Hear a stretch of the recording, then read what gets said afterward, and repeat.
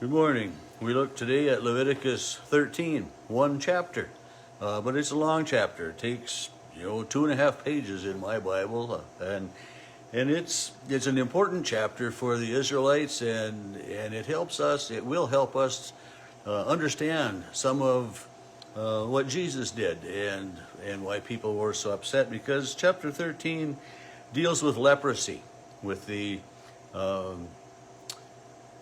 how they would determine if they had leprosy, the realities of what happened, and it starts out verse 2, when a person has on the skin of his body a swelling or an eruption or a spot, and it turns into a leprous disease. Well, they didn't know for sure what a lot of those were right away, and so when a person had something happening on his skin, maybe it was the measles or mumps, or maybe it was acne. I mean, who knows for sure what some of it was. But when there would be an abnormality upon the skin, they would go to the priest to be examined. And in some way, it always seemed kind of strange to go show yourselves to the priest. It was, go to a doctor. Well, they didn't really have doctors like we do today, and they didn't have the ability to diagnose like, we do today. So the person would go to the priest, and the priest would look at this person's skin.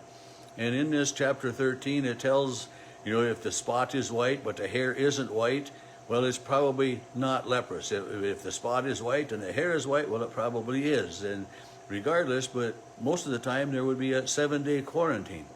And then the person would come back to the priest to be re-examined. And if the spot was better, good deal. If the spot was worse, well, either further quarantine, or if it was determined to be the chronic leprosy, which would lead to complete numbness, loss of feeling, and thereby possibly even leading to being crippled, not able to walk or move around.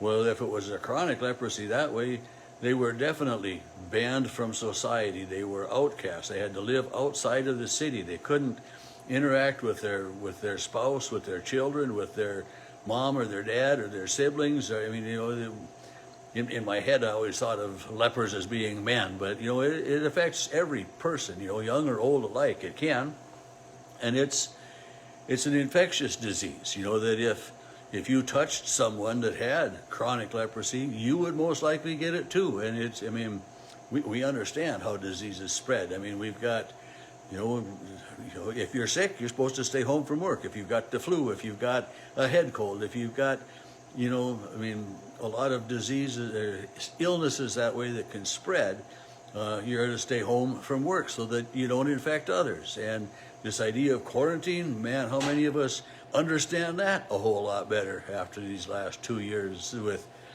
all of the quarantining of, so many of us were healthy when we had to quarantine, and granted, some of us have been sick when we've had to quarantine as well, but we understand the separation, the isolation. We understand the not wanting to infect someone else or the risk of infecting others. And there are people in today's society yet that just don't go out for anything because of their chronic fear. I shouldn't say chronic, but because of their fear of getting COVID, of becoming sick. And but with leprosy, it was one of those things that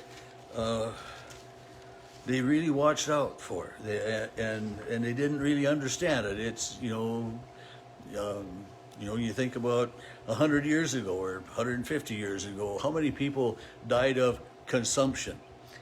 Something that consumed the body.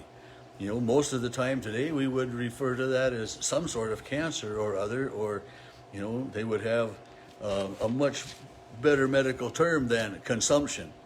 But the leprosy was something that could be very rampant and it could be very contagious that way as well. And so they would come to the priest and be examined. And it says if there was a white swelling on the skin that had turned to hair white, and there is raw flesh in the swelling, it is chronic leprosy, and the priest shall pronounce this person unclean. and but he won't confine him for he's unclean. But they have to, and so this being diagnosed with leprosy was not just a minor incident. It was a big deal. And reading on through the chapter, when you get further into it, it talks about even the cloth, even your clothing could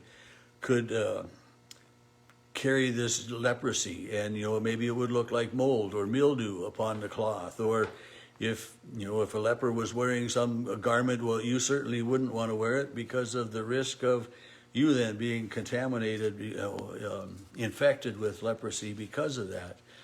And so the fabric, the cloth, would be washed a special way to make sure that it was clean, and it would be examined. And if it had a spot of mold or mildew on it, if it went away, if it washed out and was gone, fine. If it didn't wash out but a stain remained from it, well, you got to cut that part out of the cloth and then patch it and stuff.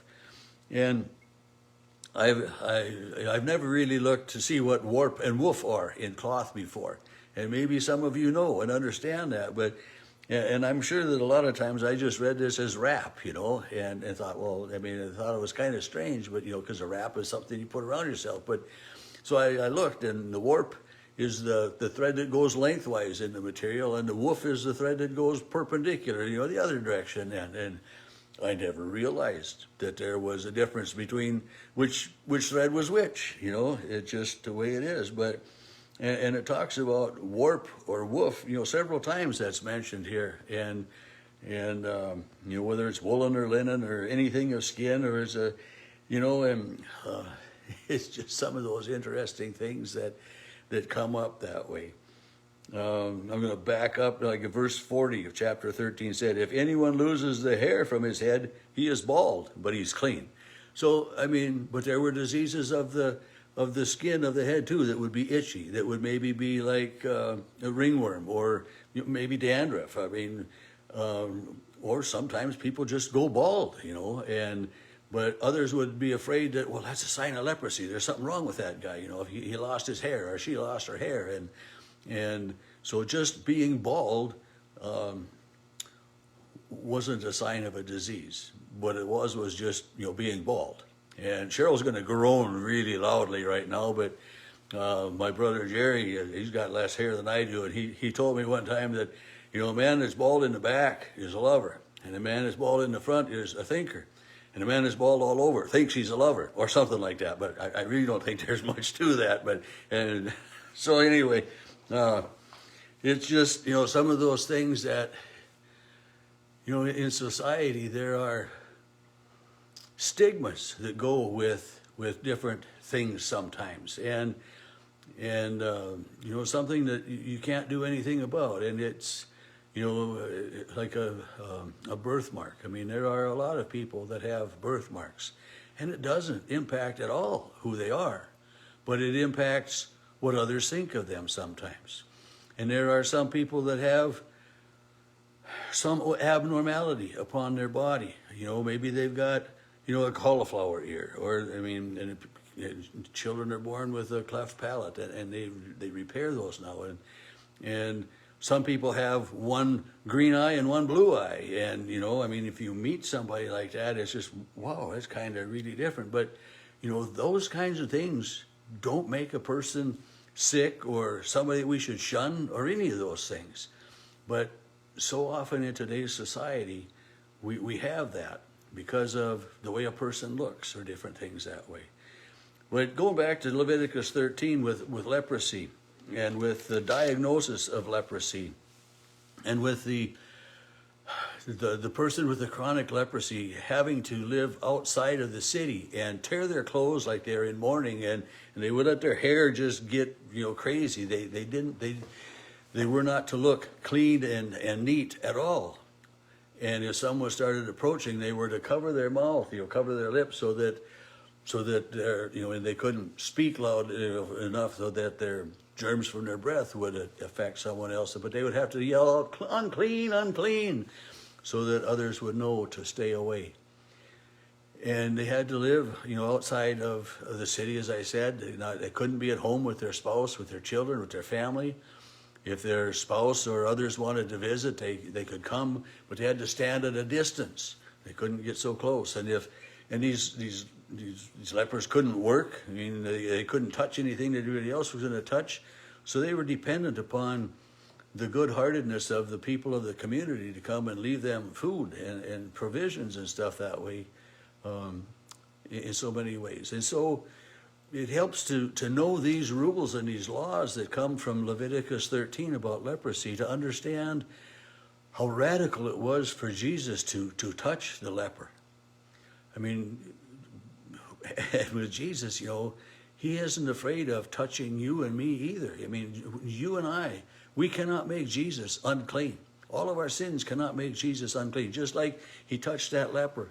He took and he made him well. With the 10 lepers that came, and when Jesus said, go show yourselves to the priest, I mean, what's the big deal with that? Well, when we understand that this is God's law, that it's the priest that could make the determination whether it is leprosy or not, whether it's contagious or not, whether they can live in a society or not. So to go and to show yourselves to the priest makes a lot more sense that way, when we know what the law is from Leviticus 13, what God had told his people to do. And in the story when Jesus heals the 10 lepers, just the Samaritan returns. And, the Samaritans were one of those people, a group of people. They had some Jewish blood in them because they had settled in this other land and had intermarried and stuff. But yet, they were looked at as unclean by the rest of the Israelites, by the Jews, because they weren't pure.